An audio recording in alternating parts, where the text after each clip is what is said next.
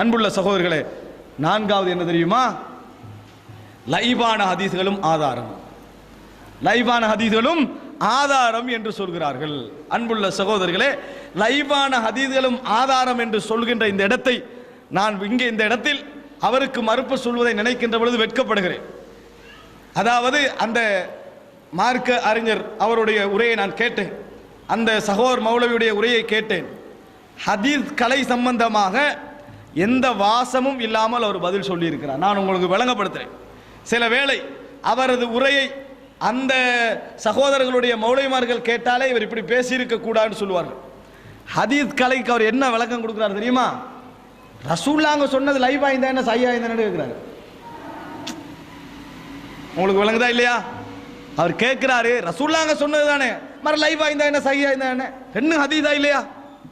எப்படி நான் பதில் எப்படி சொல்றது? இதுக்கு சர்வசாதாரணமாக எல்லாருக்கும் விளங்கும். அப்ப ஆச்சரியப்பட்டு ஏன் இப்படி மற்ற விஷயங்கள்லாம் பதில் சொல்லணும் என்று வருகின்ற நேரத்தில் ரசூலுல்லாஹ் சொன்னாங்க, அது வந்து லைவா இருந்தா என்ன ஹதீஸா இருந்தான்னு கேட்கிறேன். நான் கேட்டேன், ஸ்பீச்சை ஆடியோவில் கேட்டோன்னு மிகவும் கவலையாக இருந்தது. அது மட்டும் அவர் சொல்லல, லைவ் பண்டா என்ன தெரியுமா அப்படின்னு ஒரு விளக்கம் சொன்னார். உங்களுக்கு முடிவெடுக்கலாம். என்ன தெரியுமா லைவ் பண்டா என்ன தெரியுமா? ஒருத்தர் ஒது எடுக்கிறார், ரசூலுல்லாஹ் ஒழு எடுக்கிறாங்க. ஒழு எடுத்துட்டு ஒரு முறை வாய் கொப்பளிச்சாச்சு, முகத்தை கழுவிட்டாச்சு, கை கழுவிட்டு, நான் அவர் சொன்னதைத்தான் சொல்லுகிறேன், வேற எந்த நோக்கம் இதில் இல்லை. அன்புள்ள சகோதரர்களே, அப்போ ஒரு முறை முகத்தை கழுவிட்டாச்சு, ரெண்டாவது முறை கழுவக்கொள்ள, இப்போ முதலாம் முறை கழுவுக்குள்ள ஒரு சாபி வாராரு. அவருக்கு எது விளங்கும்? ரசூலுல்லாஹ் 3 முறை செஞ்சது விளங்குமா இல்லையா? முகத்தை 3 முறை கழுவினாங்க, கையை 3 முறை கழுவினாங்க, காலம் இப்படியே விளங்கிடும். 3. ரெண்டாவது ஒரு சஹாபி வாராரு, அவர் ரெண்டாவது இடத்துல வாராரு, ரெண்டாவது தடவை கழுவுக்குள்ள வாராரு. அவருக்கு எத்தனை விளங்கும்? 2 தான் விளங்கும். இதுதான் லைஃப் செய்யன்றார். இப்படித்தான் சொன்னார். அப்ப இதுல என்ன லைஃப் செய் அப்படியே வச்சுக்கனா கூட என்ன எடுக்கலாம்? ஒரு சஹாபி 2 அறிவிச்சாரு, இன்னொரு சஹாபி 3 அறிவிச்சாருன்னு எடுக்கலாமே ஒழிய இதுல என்ன லைவ் செய்யன்னு யோசிச்சேன்.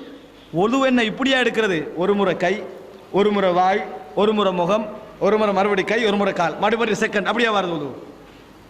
3 முறைண்டா ஒரேடியா 3 முறை முடிஞ்சிருந்தானே, அப்படியா இல்லையா? ரெண்டாவதுல பாக்குறதுக்கு ஒவ்வொன்னே செட்டா செஞ்சா பார்க்கலாம். அப்படி செய்யல ரசூலுல்லாஹ்.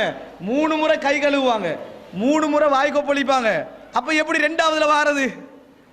ரெண்டாவது ரக்காத்துல வந்தா நியாயம். விளங்கிட்டா? அன்புள்ள சகோதரர்களே, இந்த இடம் இருக்குதானே ஒரு பிரச்சனைக்குரிய இடம். அதையும் எனக்கு புரிந்து கொள்ள முடியவில்லை. எதற்காக சொன்னார்? சில வேளை அவருக்கு முடிக்க முடியாமல் போச்சோ, விளக்கம் சொல்ல முடியாமல் போச்சோ தெரியல. அது உண்டு. 3வது என்ன தெரியுமா? புகாரி சொல்றதை ஏத்துக்கல, ஏன் சஹாபி சொல்றதை ஏத்துக்கல? இதெல்லாம் ஹதீஸ் கலைக்குள்ள பேசுறது. புகாரி யாரு? 2 நூற்றாண்டுக்கு புறவு வந்தவர். சஹாபாக்கள் யாரு? ரசூலுல்லாஹ். அப்ப ரசூல் ஸல்லல்லாஹு அலைஹி வஸல்லம் சொன்னதை ஏத்துக்கலாமா? புகாரி லைவ் படத்தை மட்டும் ஏத்துக்கறீங்க? அதாவது அபூ ஹுரைரா சொன்னார்னு ஒரு செய்தி வருது, புகாரி இமாம் லைவ் பண்றாரு. அது என்ன புகாரி ஏத்துக்கறீங்க, அபூ ஹுரைரா ஏத்துக்கலாமா? அதாவது அபூ ஹுரைரா ரலியல்லாஹு அன்ஹு சொன்னார்னு ஒரு செய்தி வருது. நீங்க எப்படி புகாரியை ஏத்துக்கலாம், அபூ ஹுரைரா புகாரியை ஏத்துக்கன்னு அபூ ஹுரைரா மறுப்பீங்க? புகாரி ரசூலுல்லாஹ் கிட்டே, அபூ ஹுரைரா கிட்டேயா? எனக்கு எதுவும் என்ன செய்ய முடியவில்லை. என்ன ஏன் சொல்லுங்க? இதுக்கு நான் மறுப்பு சொல்ல தேவையில்லை. அந்த பேசிய சகோதரர்களுடைய அன்பர்களே மறுப்பு சொல்லுவார்கள், அந்த உலமாக்களே மறுப்பு சொல்வார்கள். நான் தேவையே இல்லை. ஏன்னா அவங்களுக்கு உசூல் ஹதீஸ்னா என்னன்னு தெரியும், அவர்கள் படித்திருக்கிறார்கள். இவர் வேணும்னா என்ன நடந்திருக்கோ தெரியாது. மற்ற உலமாக்கள் நிச்சயமாக அவர்களே சொல்வார், நீங்க பேசின இதா உசூல் ஹதீஸ், இதா லைவ் செய்ய என்று அவர்களே கேட்பார்கள். நிச்சயமாக உங்களுக்கு வழங்கி நான் இதுக்கு மறுப்பு சொல்ல விரும்பவில்லை. உசூல் ஹதீஸ் என்றா என்ன நான் வழங்கப்படுத்துறேன், லைவ் என்றா என்ன நீங்க தெரிஞ்சுக்கொள்ளணும். லைவை நாம் ஏன் ஏற்பதில்லை? நாம் என்றா நாங்கள் அல்ல, ஹதீஸ் கலை அறிஞர்கள் யாரும் ஏற்றுக்கொள்வதில்லை.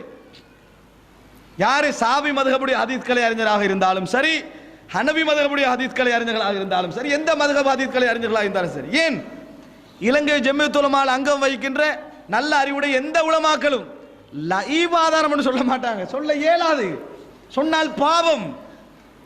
அன்புள்ள சகோதரர், அப்போ ஆச்சரியமா இருந்தது. ஏன் மக்கள் இப்ப என்ன நினைக்கிறாங்க தெரியுமா? மக்களுக்கு சிந்திக்க தெரியாது நினைக்கிறாங்க. அன்புள்ள சகோதரர்களே, நான் ஒரு விஷயத்தில் நல்லெண்ணத்தோடு இருக்கிறேன். எந்த கொள்கை சகோதரர்களாக இருந்தாலும் இன்று சிந்திக்கின்ற திறனில் இருக்கிறார்கள். அல்ஹம்துலில்லாஹ். யோசிக்கின்ற திறனில் இருக்கிறார்கள், படிக்கின்ற திறனில் இருக்கிறார்கள்.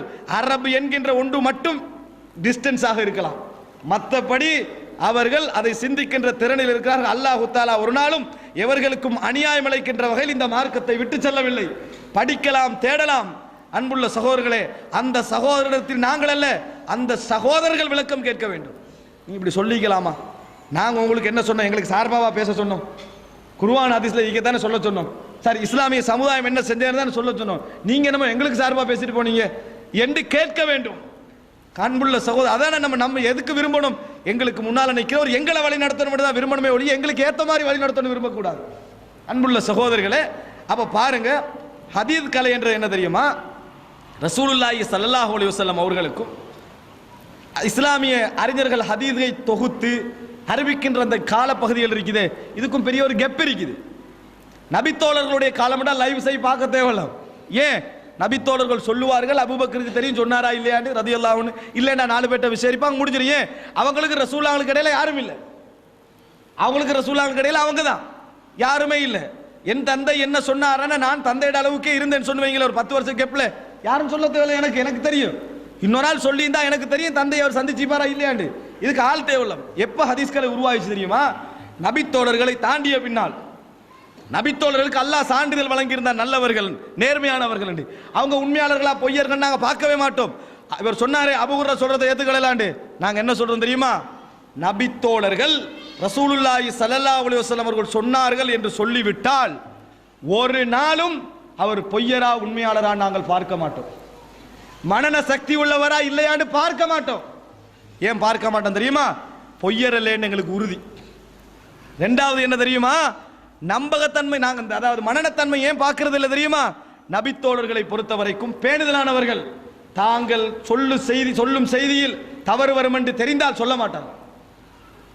உங்களுக்கு தெரியுமா? அவுக்கமா கால என்று சொல்றோம் தானே, ரசூலுல்லாஹ் சொன்னது அல்லது அவர் சொன்னது போன்று என்று சொல்றோம். அவுக்கமா கால ஸல்லல்லாஹு அலைஹி வஸல்லம். அத முதலாவது சொன்ன யாரு? அப்துல்லாஹ் இப்னு மஸ்ஊத் ரலியல்லாஹு அன்ஹு. ஏன் சொன்னார்கள்? ரசூலுல்லாஹ் சொன்ன மாதிரி செய்தி இருக்கணும், மாத்தம் வந்துடக்கூடாது. அபூ ஹுரைரா வந்து எங்கள்கிட்ட சொல்லட்டும், உமர் சொல்லட்டும், உஸ்மான் சொல்லட்டும் ரலியல்லாஹு அன்ஹும், நாங்க ஒரு நாள் என்ன செய்ய மாட்டோம், முரண்பட மாட்டோம். அவங்கள என்கிட்ட சொல்றாங்க,